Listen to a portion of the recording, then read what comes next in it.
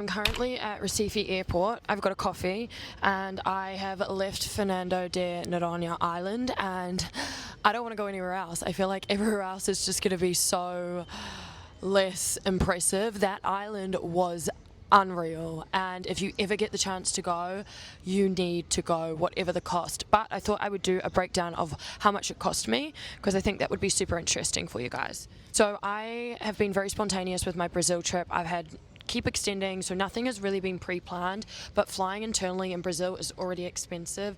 I bought my flights 10 days before I went, so they were pricey, but I don't really think booking 6 months in advance would have made them that much cheaper. Flights were about £200. Everything's in Great British pounds because I have my money in pounds.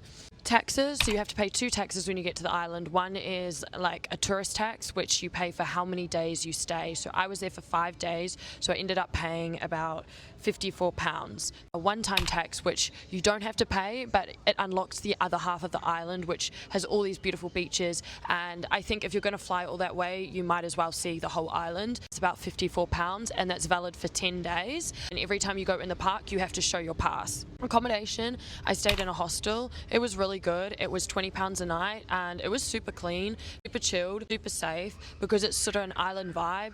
I could kind of leave my electronics out, like big open kitchen, and it felt like we were living in a family home. Food is kind of pricey on the island just because they have to bring the food onto the island. I was getting acai bowls every day, which were about £5, and they were quite small. And then I would go to this barbecue place and I'd get 2 chicken skewers and a garlic bread, and that would be, and a guarana, and that would be at £10. So I was averaging about £20 a day on food. That's £100.